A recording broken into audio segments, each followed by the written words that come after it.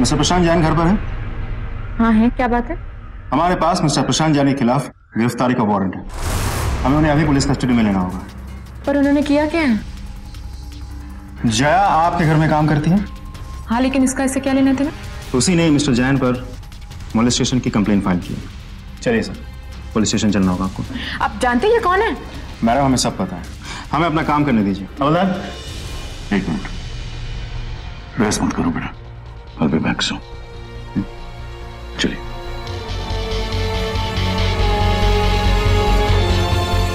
शहर के एक बहुत ही प्रतिष्ठित बिजनेसमैन और नामी गिरामी हस्ती श्री प्रशांत जैन को पुलिस गिरफ्तार कर लेती है। उन पर उन्हीं के घर में काम करने वाली एक लड़की ने मोलेस्टेशन यानी कि शारीरिक उत्पीड़न का आरोप लगाया था। जब भी किसी व्यक्ति पर ऐसा सनसनीखेज आरोप लगता है तो हमारा समाज आमतौर पर बिना कुछ जाने या अदालत का फैसला सुने उसी व्यक्ति को दोषी ठहराता है। क्या प्रशांत जैन पर लगे इस आरोप में कोई सच्चाई थी या उन्हें जबरदस्ती इस केस में फंसाया जा रहा था? क्या प्रशांत जैन की बेटी शालिनी अपने पिता को इस आरोप से बचा पाएगी? मामला पेचीदा और संवेदनशील था, लेकिन क्या ये मामला एक मासूम लड़की के साथ हुई नाइंसाफी का था या फिर एक प्रतिष्ठित बिजनेसमैन को बदनाम करने की साजिश थी? इन सवालों के जवाब जानने के लिए हमें प्रशांत जैन की जिंदगी के बीते हुए कुछ दिनों के पन्ने पलटने होंगे। अरे क्या हुआ पापा? डोंट टेल मी, आप इतने में ही थक गए। आप सचमुच बुढ़े हो गए हैं। बुढ़ा होगा तेरा बाप। वही तो मैं कह रही हूँ। ऐसी बात है। Last 100 metres to the house, देखते कौन जीतता है। अब हार जाओगे पापा। देखते हैं ना। Okay. Let's go!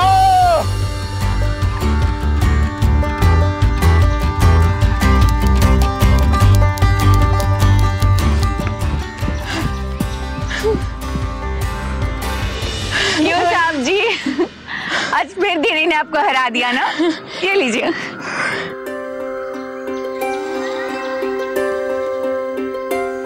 देखा पापा, अब तो लोग भी बातें कर रहे हैं। अब बात आपकी रेपुटेशन पे आ गई है। नहीं बेटा, जब बाप बेटी से हारता है तो उसकी इज्जत नहीं जाती, उसकी शान और बढ़ती है। वाह साहब जी, आपने बात तो बहुत अच्छी की। देखना दीदी, कल साहब जी जीतेंगे। कोई चांस नहीं है।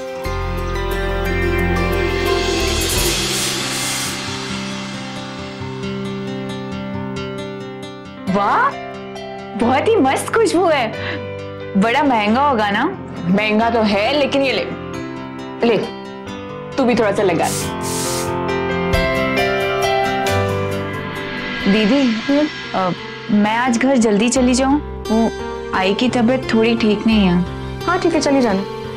दीदी, कुछ पैसे अगर मिल जाते तो आप मेरी तनख्वाह से काट लेना।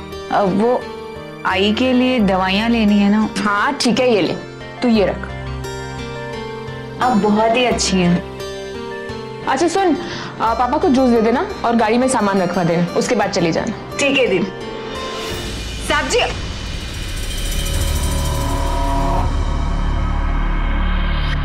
कितनी बार कहा है तुम्हें दरवाजा नॉक करके आया करो? मुझे माफ कर दीजिए साहब जी। जाओ यहां से।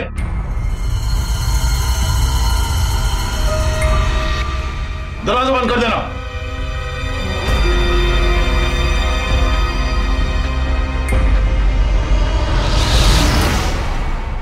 ये लीजिए साहब जी। मुझे नहीं चाहिए। खाइए ना साहब जी। नहीं चाहिए। थोड़ा लीजिए ना, थोड़ा खा लीजिए। आप लोग नाश्ता कीजिए, मैं अभी आती हूँ। देखा तुमने, बिल्कुल भी तमीज नहीं, बिना नॉक के कमरे में आ जाती है। ये बेकार में है ना, ये नजदीकी बढ़ाने की फिराक में रहती। पापा, मुझे ना बहुत मुश्किल से एक अच्छी मन लगा के काम करने वाली लड़की मिली। कुछ ज्यादा ही मन लगा कर काम करती है। किसने कहा था उसे मेरा बैग ले जाने के लिए? मैंने कहा था। पापा, मैंने कहा था उससे। Shalini, enough is enough. बहुत घुल मिलकर नहीं रहना चाहिए इनके साथ। पता नहीं इनके दिमाग में क्या चल रहा है। पापा, तो एक अच्छी लड़की है। एनीवे, अब आप ये सब छोड़िए और जल्दी से नाश्ता कीजिए। और हाँ, अपना मूड ठीक कीजिए, वरना ऑफिस में सब पे चिल्लाते रहेंगे। प्रशांत एक बहुत ही कामयाब बिजनेसमैन होने के साथ साथ एक बहुत ही अनुभवी इंसान भी था। अपनी बेटी शालिनी का जया के साथ बढ़ता लगाव और मेलजोल उसे चिंतित कर रहा था। प्रशांत जानता था कि उसकी बेटी शालिनी को दुनियादारी की समझ कम है और वो ये भी जानता था कि उसकी बेटी इतनी नादान है कि कोई भी राह चलता आदमी उसे ठग सकता है। पर अपनी बेटी के आगे हर पिता को झुकना ही पड़ता है। जया के तौर तरीकों से प्रशांत विचलित था, लेकिन शालिनी के आगे उसकी एक ना चली। प्रशांत का ये मानना था कि शालिनी ने जया को जरूरत से ज्यादा छूट दे रखी थी, जिसका परिणाम आज नहीं तो कल बहुत बुरा ही होने वाला था। जया का घरेलू मामलों में दखलंदाजी करना, मासूमियत के बहाने या किसी न किसी बहाने प्रशांत के करीब आना किसी आने वाली मुसीबत का अंदेशा तो नहीं दे रहा था। जया के चुलबुले व्यवहार को लेकर प्रशांत ने उसे कई बार कड़े शब्दों में साफ साफ बता दिया था कि वो सिर्फ अपने काम से काम रखे। प्रशांत को ऐसा लगता था कि जया की मासूमियत और चुलबुलापन सिर्फ एक दिखावा है, ये एक ढोंग है जिसकी आड़ में कुछ न कुछ ऐसा होने वाला था जिसकी आहट की दस्तक कोई नहीं सुन पा रहा था। क्या वाकई में ऐसा था? क्या जया इस मासूमियत की आड़ में कोई साजिश बुन रही थी?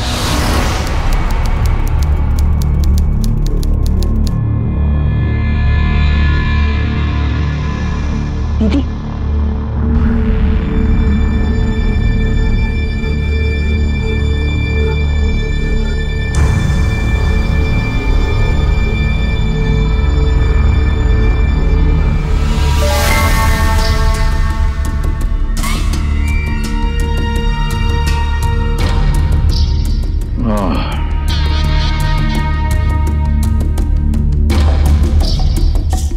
जादू है तुम्हारे हाथों में बेटा। सारा दिन कुर्सी पे बैठकर कंधे और गर्दन में जकड़ गई, थकान दूर हो गई। थैंक यू सो मच बेटा।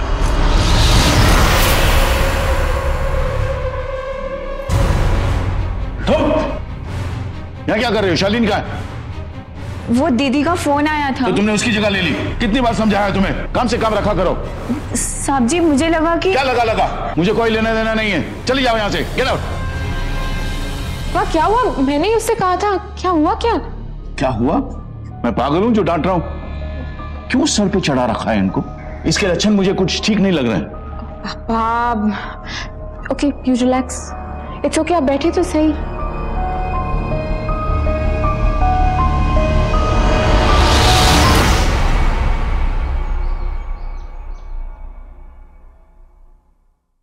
शालिनी, बेटा मेरी बीपी की दवाइयां ले आओ। शालिनी,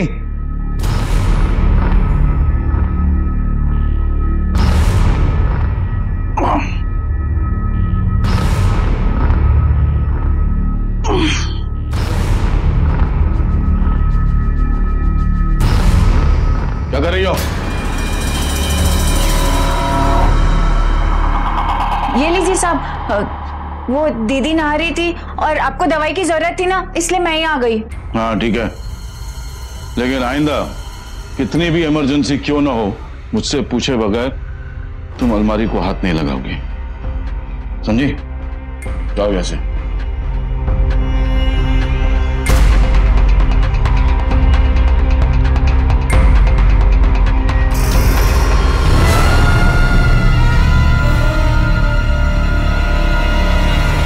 पापा चलिए, ऑफिस के लिए देर हो रही है, मैं नाश्ता लगाती हूँ आपका। तुम क्यों लगा रही हो? लड़की कहाँ है? वो किसी जरूरी काम से घर गई है। ये अच्छा है, उसकी माँ की तबीयत खराब हो जाती है तो तुम उसे पैसे देके घर भेज देती हो। कभी उसे कोई जरूरी काम होता है तो वो निकल जाती है। इन लोगों का ऐसे ही दुखड़ा सुनाओ और पैसे ऐंठ लो। आप भी ना कभी कभी कुछ ज्यादा ही नेगेटिव हो जाते हो। माफ कीजिए दीदी, देर हो गई। आप लोग आइए ना, मैं नाश्ता भी लगाती हूँ। पापा आप भी ना, चलिए आप।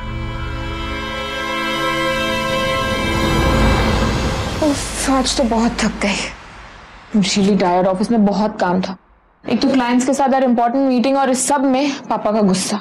दीदी, साहब जी बहुत गुस्से में थे। हाँ, कभी कभी जब माँ की बहुत याद आती है तो थोड़े से चिड़चिड़े हो जाते हैं। जब आपकी शादी हो जाएगी और आप भी ससुराल चले जाएंगे तो और भी अकेले हो जाएंगे ना। इसी बात की वजह से तो शादी करने से घबराती हूँ। मैं चली गई तो कौन ख्याल रखेगा उनका? दीदी, हम आपसे एक बात कहें? हम साहब जी की सेवा करेंगे। ठीक है।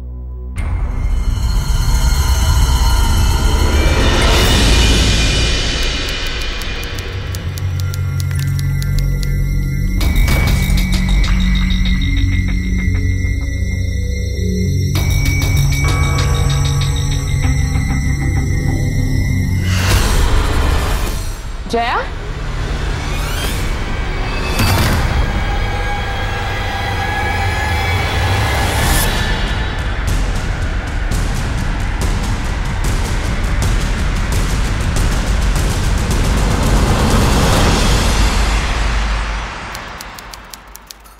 जी हाँ, मुझे तुमसे जरूरी बात करनी।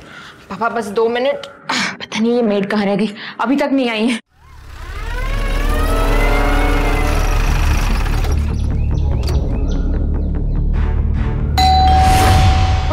अब आ रही है वो, मैं देखती हूँ।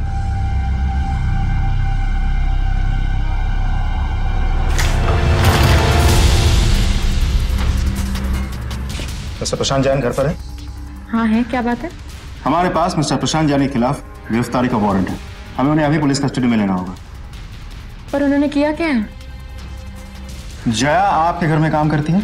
हाँ, लेकिन इसका इससे क्या लेना था? उसी ने मिस्टर जैन पर मोलेस्टेशन की कंप्लेंट फाइल की। चलिए सर, आपको हमारे साथ थाने चलना होगा। आप इन्हें नहीं ले जा सकते। आप जानते हैं ये कौन है?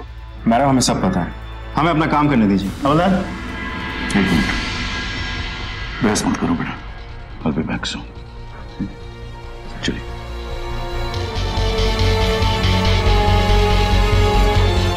पापा, मैं भी लॉयर को फोन करती हूँ। You don't worry।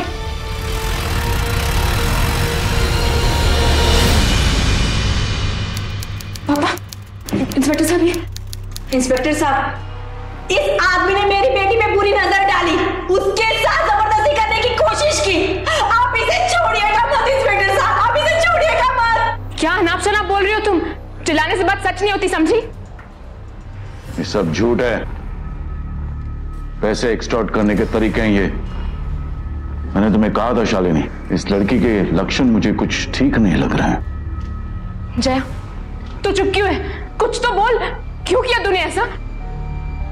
मैंने इतना सब किया ना तेरे लिए, और बदले में तूने ये सिला दिया। अरे पैसे ही चाहिए थे तो मांग लेती ना मुझसे, बोल ना कुछ। देखिए, संभालिए अपने आप को। आप यहाँ कुछ नहीं कर सकती, अब जो करना है अदालतें करेंगी। हवलदार, ले जाओ इन्हें।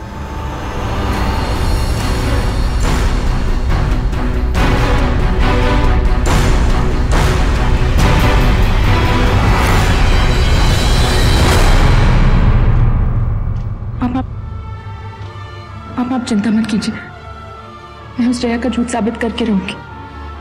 मैं आपको जल्दी से छुड़ा लूंगी। सब मेरी गलती है पापा, ना मैं उसको काम पे रखती, ना आपको इस तरह लॉकअप में इस तरह शर्मिंदा होना पड़ा। अपना ख्याल रखना। Excuse me.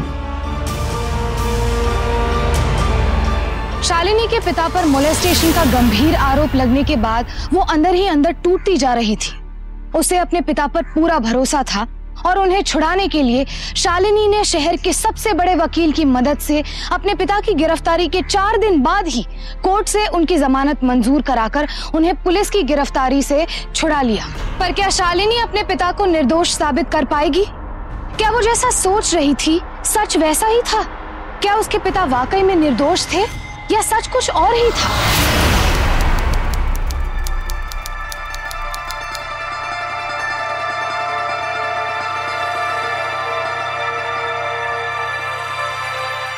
पापा, आप बैठिए, मैं आपके लिए कुछ खाने के लिए लेके आती हूँ।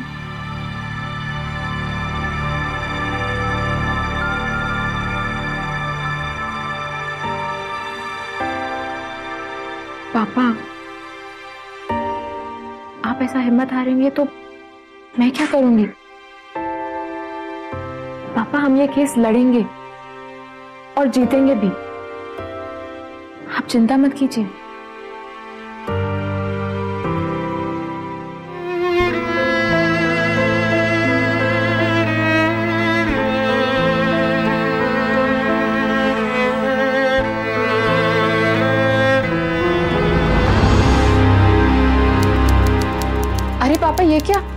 आप अभी तक तैयार नहीं हुए? अच्छा मैं एक काम करती हूँ, मैं आपके लिए वो नई शर्ट लेके आई थी ना, मैं वो निकाल देती हूँ, आप वही पहनना, you look great in it. Shalini,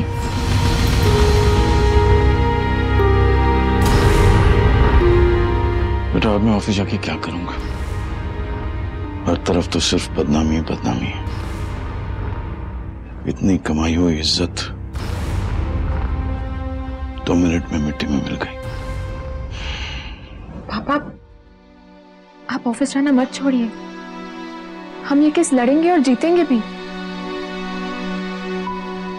I don't feel like going to the office.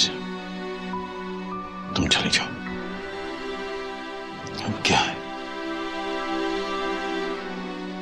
सब कुछ तो खत्म हो गया।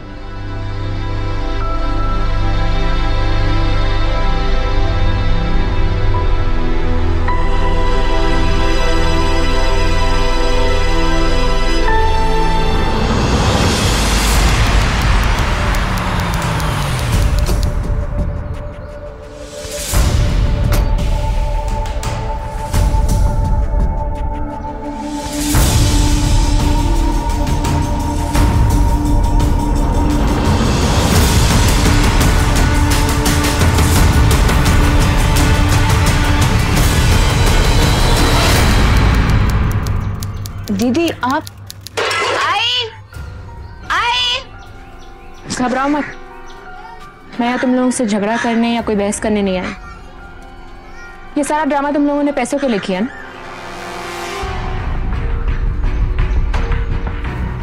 ये लो, भर दो जो भी अमाउंट चाहिए। मैं भी तो देखूं शराफत और इज्जत का क्या दाम लगा है माँ बेटी में। आग लगे तेरे पैसों को, तुम अमीरों को क्या लगता है हम गरीबों की फरियाद के पीछे सिर्फ पैसा और लालच होती है ना? बड़ी आई शराफत का पाठ पढ़ाने वाली। तेरे बाप की वजह से मेरी बेटी की जिंदगी बर्बाद हो गई, समझी? देखो बिना किसी सबूत के इल्जाम मत लगा। जय सुन मेरी बात, बिना किसी दबाव में आए मुझे सच सच बताओ, क्या हुआ था उस रात? बताओ मुझे क्या हुआ था। दीदी उस रात जब मैं सो रही थी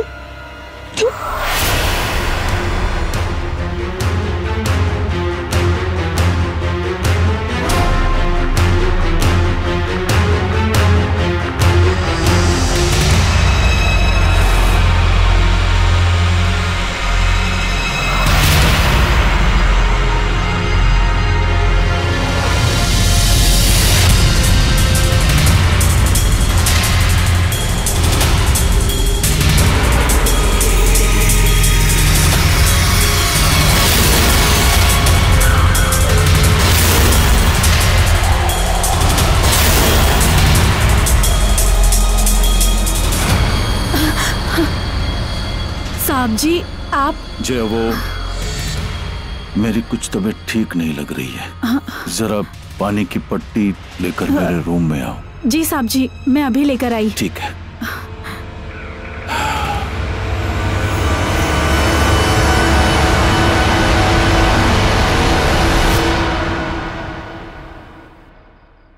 कितना ख्याल रखती हो तुम मेरा। यही तो हमारा काम है साहब जी, आपकी सेवा करना। फिर भी मैं चाहता हूं कि तुम मेरी खास सेवा और खास ख्याल रखा करो। बदले में तुम्हें किसी चीज की कमी नहीं होगी। मैं कुछ समझी नहीं साहब जी।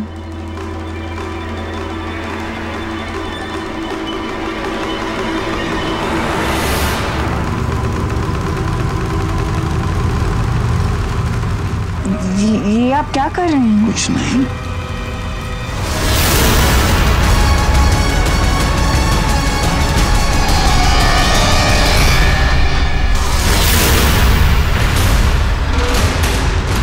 यही सच है दीदी, मैंने साहब जी को अपने बाप के समान समझा और उन्होंने ही मेरे साथ। ये सच नहीं है, जरूर तुम्हें कोई गलतफहमी हुई। हाँ, अमीरों से गुनाह नहीं, सिर्फ गलतफहमी होती है। ऐसा सबक मिलेगा ना तेरे बाप को कि जिंदगी भर याद रखेगा वो।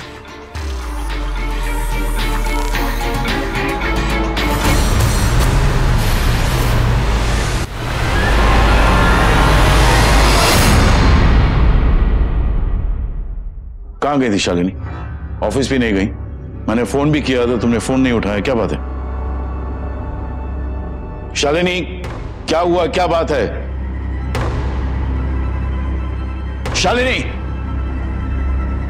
मैं तुमसे बात कर रहा हूं, क्या बात है?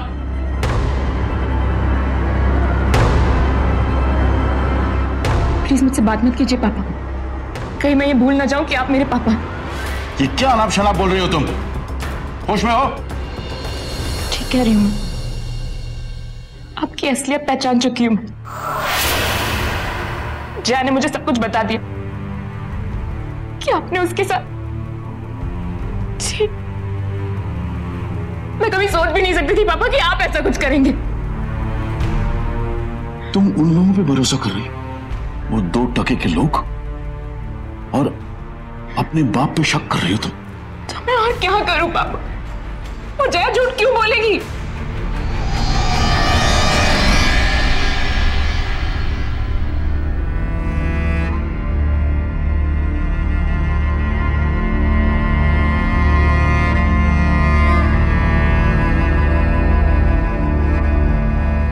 ठीक है बेटा, पूरी दुनिया मुझे शैतान समझती है, पर मैं हारा नहीं।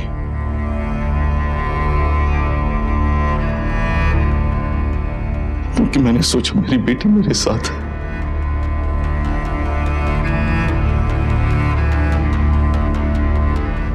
लेकिन अब तू भी उनकी बातों में आ गई।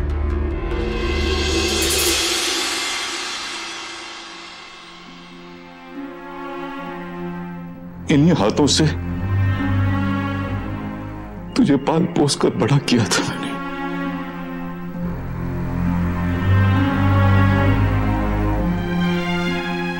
और तुझे लगता है मैं अपनी बेटी की उम्र की लड़की के साथ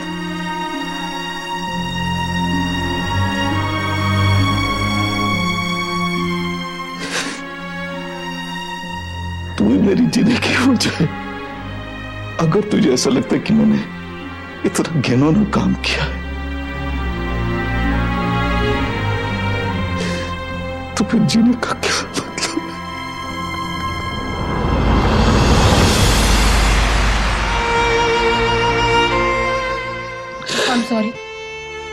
I'm sorry पापा, मैं गुस्से में पता नहीं क्या बोल गई। मुझे कुछ समझ में नहीं आ रहा। आप ही बताइए ना पापा, आप सच सच बताइए, उस रात क्या हुआ था? बताइए पापा, आपको मेरी कसम। अगर तुमने मुझे दोषी ठहरा ही दिया है तो फिर तो मैं कसम खाऊं या अग्नि परीक्षा दूं, क्या फर्क पड़ता है? पापा ऐसा कुछ नहीं, प्लीज बताइए मुझे।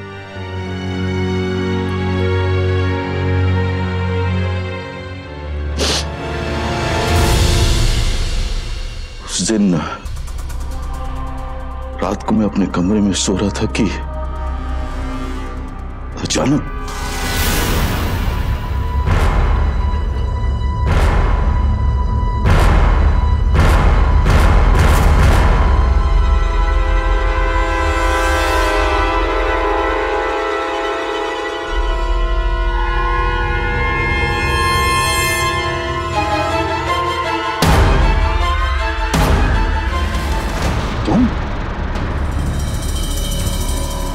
क्या हो रहा है?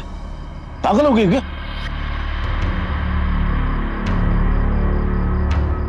एक जवान लड़की रात को आपके कमरे में अकेले, पता है लोगों को पता चलेगा तो क्या अंजाम होगा? आपकी बेटी को पता चल गया तो कितना बुरा लगेगा उसे।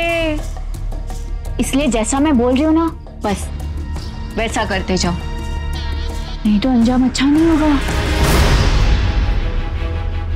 तेरी इतनी हिम्मत! मुझे पता था तेरे लक्षण को ठीक नहीं है। तू यहां से निकल, वरना जिंदगी भर जेल में चक्की पिसवाऊंगा। Get out. अच्छा, अब तू देख कि मैं क्या करती हूँ। बर्बाद कर दूंगी तुझे मैं, भिखारी बनाकर छोड़ूंगी तुझे। Get out. देख लेना। Get out. अगर उस रात इतना सब कुछ हुआ तो आपने मुझे बताया क्यों नहीं? उस दिन सुबह मैं तुम्हें बताने वाला था, लेकिन अचानक पुलिस आ गई और मुझे गिरफ्तार करके ले गई। जी हाँ, मुझे तुमसे जरूरी बात करनी। शालिनी एक बहुत बड़े असमंजस में फंस चुकी थी। एक तरफ थे उसके पिता, जिन्हें वो जी जान से चाहती थी, मानती थी, उन्हें अपना रोल मॉडल समझती थी, और दूसरी तरफ थी जया, उसके आंसू और उसकी दुख भरी कहानी। क्या सच था और क्या झूठ, ये शालिनी भी नहीं जानती थी। किस पर यकीन करे और किस पर नहीं, ये सवाल उसे दिन रात खाए जा रहा था। एक ही घटना की दो अलग अलग कहानी सुनने के बाद शालिनी को समझ नहीं आ रहा था कि सच कौन बोल रहा था। वो यकीन करे तो किस पर करे। एक तरफ थे उसके आदर्श पिता और दूसरी तरफ थी एक शारीरिक प्रताड़ित लड़की। उस रात का सच आखिर क्या था?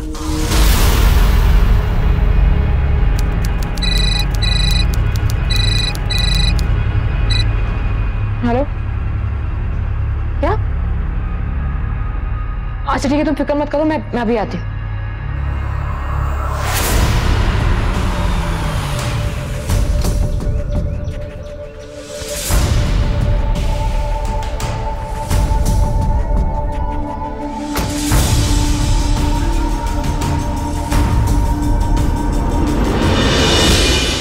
क्या हुआ? इतनी घबराई हुई क्यों थी?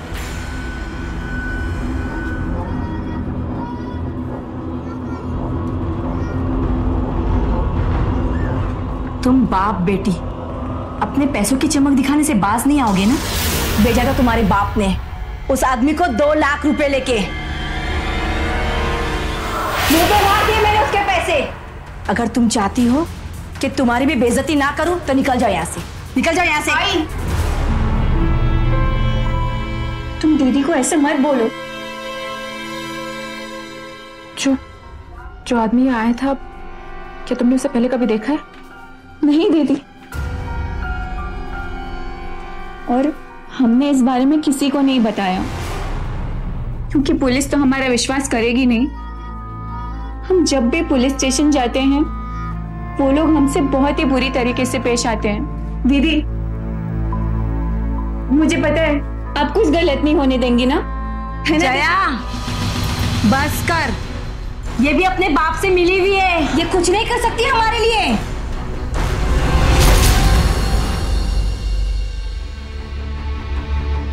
भेजा था तुम्हारे बाप ने उस आदमी को 2 लाख रुपए लेके। पर पापा जया को 2 लाख रुपए क्यों भेजेंगे? नहीं, पापा ऐसा गलत काम कभी कर ही नहीं सकते। पर पापा से कैसे पूछूं? बहुत दुख होगा उन्हें। कम इन। अरे पापा, कुछ चाहिए आपको?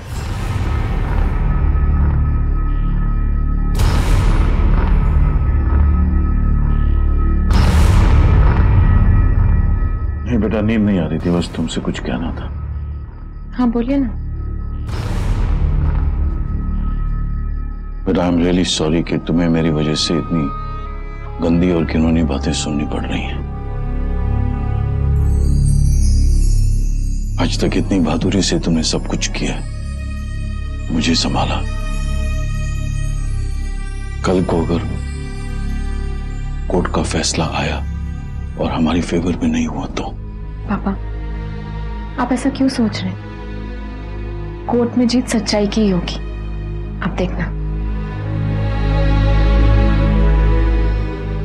आई होप सो बेटा। लेकिन अगर किसी वजह से कोर्ट का फैसला हमारी फेवर में नहीं हुआ तो तुम इतनी बहादुरी से सब कुछ स्वीकार लेना, ओके बेटा? और अपना ख्याल रखना। मेरा ख्याल आज तक आप ही रखते हैं और आप ही रखोगे, आप फिक्र मत कीजिए।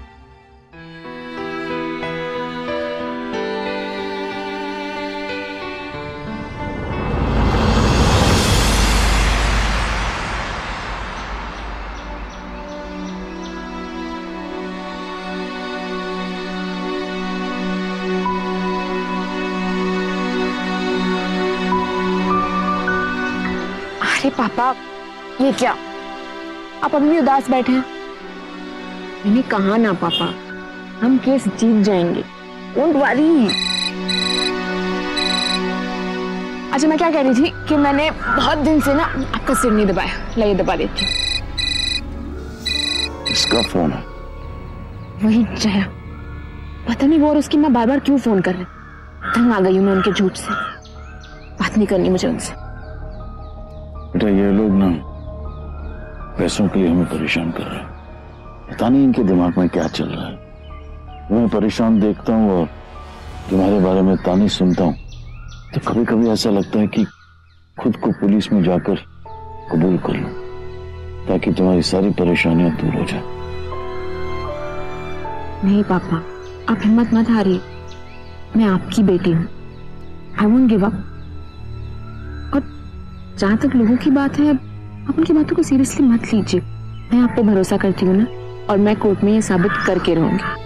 और फिर देखना, लोगों की बातें, उनके ताने सब खत्म हो जाएगा। Trust me. Yes, I do.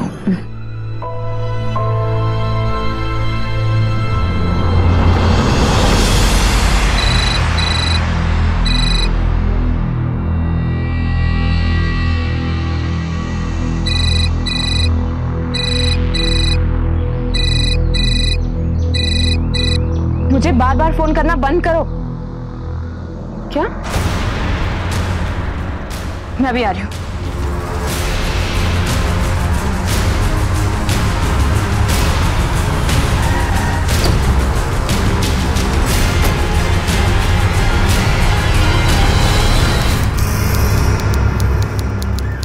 इसने तो आत्महत्या करने की कोशिश की थी। ये तो भगवान का शुक्र है कि मैं सही वक्त पर आके इसे रोक ली, वरना आज मैं अपनी एक लौती बेटी से हाथ धो बैठती। मेम साहब, जया, क्यों किया तुमने ऐसा? बताओ मुझे।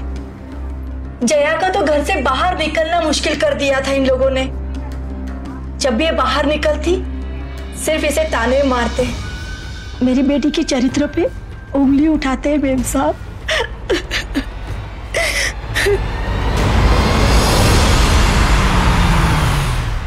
जया की हालत बहुत खराब थी पापा।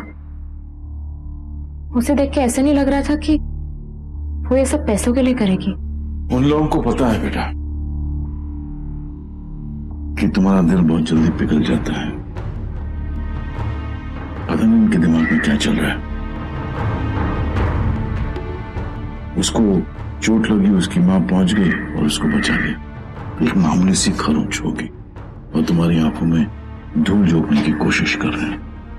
कौन करेगा विश्वास ऐसी कहानियों पर, वो भी बचकानी कहानियां। हाँ, शायद तुम कर रही हो। पर पापा, उसने मुझे ये भी बताया था कि कोई अनजान आदमी आया था और उसने उससे केस वापस लेने के लिए 2 लाख रुपए दिए। तो तुमने मुझे ये बात पहले क्यों नहीं बताई? बताना चाहती थी पापा, पर हिम्मत नहीं हुई। हिम्मत नहीं हुई या फिर अपने पापा पर शक करने लग गई? बेटा, मैं दुनिया से तो लड़ सकता हूं, लेकिन अगर खुद की औलाद, अगर उसको मुझ पे भरोसा नहीं है तो फिर अच्छा।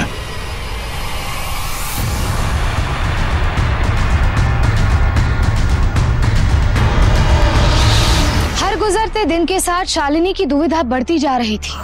उसे जया की हालत पर तरस आ रहा था, लेकिन साथ ही वो अपने पिता की इस बात को नहीं झुठला पा रही थी, जो हमेशा ये कहते थे कि ऐसे लोग पैसे ऐंठने के लिए शालिनी के जज्बातों के साथ खेल रहे हैं, उसे गुमराह कर रहे हैं। उसे समझ नहीं आ रहा था कि कौन सच बोल रहा था और कौन उसे गुमराह कर रहा था, और बिना किसी सबूत के किसी नतीजे पर पहुंचना शालिनी के लिए मुश्किल हो गया था। पापा, पापा दरवाजा खोलो। पापा, पापा आप सुबह से बाहर नहीं आए, दरवाजा खोलो। पापा मुझे बहुत डर लग रहा है, प्लीज बाहर आइए। पापा,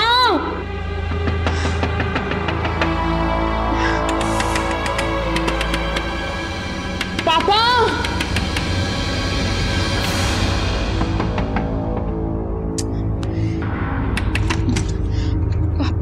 थैंक गॉड।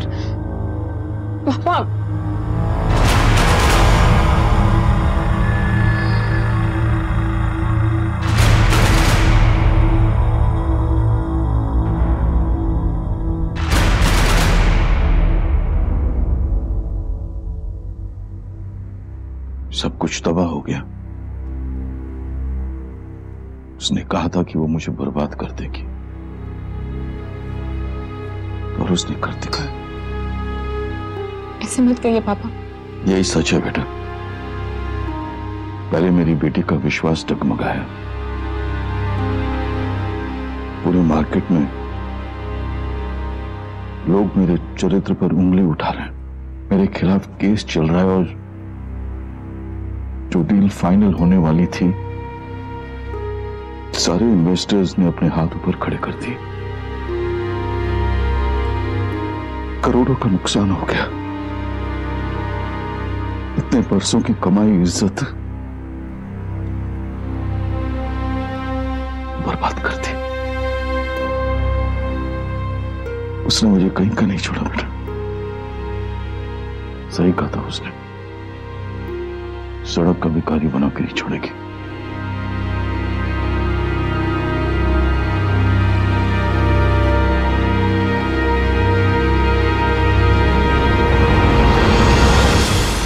हाँ, या okay, thanks, bye bye. Shalini ji. Shalini, come soon. कहाँ हो तुम? क्या हुआ पापा? तुम हमेशा कहती थी ना कि जीत सच की होती है। We have won। जय और उसकी मां ने केस वापस ले लिया। भगवान ने हमारी सुन ली, हमारी प्रार्थना सुन ली। Aren't you happy? कौन सा हैप्पी पापा? Then That's great news। तो क्या ये सब उन दोनों का फरेब था? पर क्यों? जया ने आखिर ऐसा क्यों किया?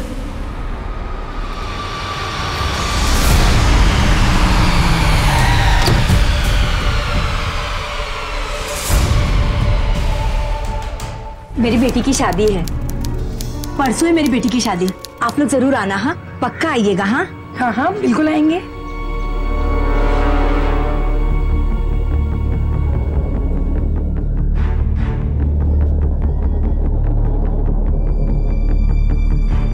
केस वापस क्यों नहीं आपने? जवान बेटी की माँ हूँ, इंसाफ के सहारे जिंदगी नहीं चलती। और बस्ती वाले आए दिन ताने देते थे, कौन थामेगा मेरी बेटी का हाथ। बड़ी मुश्किल से अच्छा रिश्ता आया है, लड़का भी बहुत अच्छा है। बस लड़के की एक ही शर्त थी कि केस वापस ले लो। तो और हम क्या करते, केस वापस ले लिया। अचानक से ये रिश्ता आया और फिर ये केस वापस लेने की मांग। मेम साहब, ये लीजिए, काट लीजिए ना। आप भी शादी में आइएगा, जरूर आइएगा। हाँ मेम साहब। जया ने पहले प्रशांत जैन पर मोलेस्टेशन का आरोप लगाया, उन्हें गिरफ्तार करवाया, पर जब वो जमानत पर छूट गए तो उसने खुदकुशी करने की कोशिश की। ऐसे तनाव भरे हालातों में वो प्रदीप नाम के किसी लड़के से शादी करने के लिए राजी हो जाती है। शालिनी को समझ नहीं आता कि जया ने केस वापस क्यों ले लिया। सब कुछ इतना तेजी से हो रहा था कि शालिनी ये सोचने पर मजबूर हो गई कि जया का केस वापस लेना और फिर उसी वक्त प्रदीप से रिश्ता तय होना महज एक इत्तेफाक था या फिर कोई साजिश थी।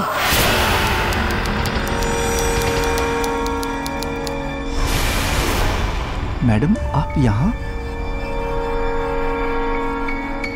प्रदीप, तुम जया से शादी क्यों कर रहे हो? मैडम, मुझसे सर की हालत देखी नहीं जा रही थी। मैंने तो बस एक छोटी सी कुर्बानी दी है अपने भगवान के लिए।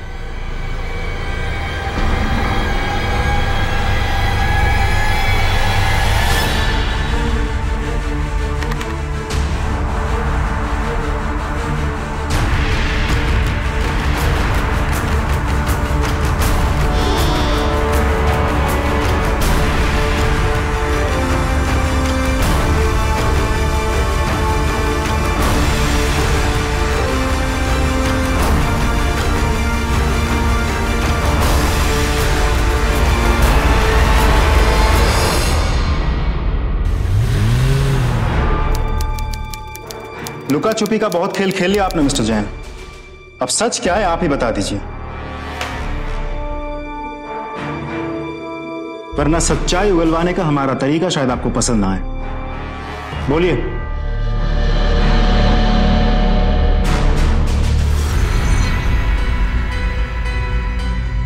उस रात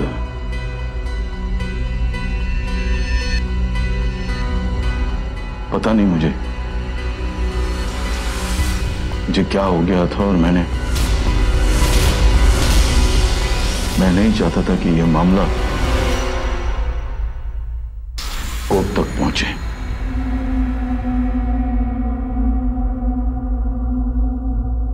प्रदीप मेरे ऑफिस में काम करता। मैंने प्रदीप को पैसों का लालच देकर उसे कहा कि वो जाकर जया से शादी कर ले। बड़ा फ्लैट और प्रमोशन के लालच में प्रदीप मेरे कहने पर जया की मां से शादी करने की बात करने के लिए चला गया। तुम ठीक कहते हो, जो तुम्हारी बात मंजूर है।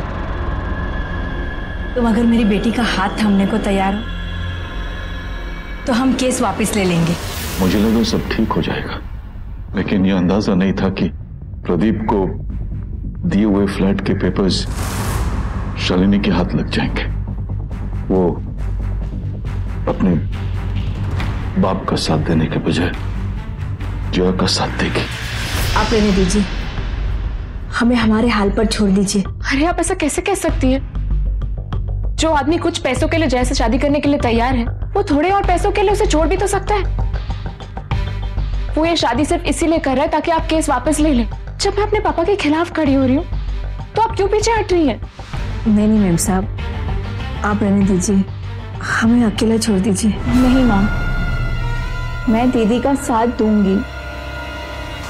मैं तो सपने में भी नहीं सोच सकता था कि मेरी खुद की बेटी मुझे जेल भिजवाएगी, मेरे खिलाफ जाएगी।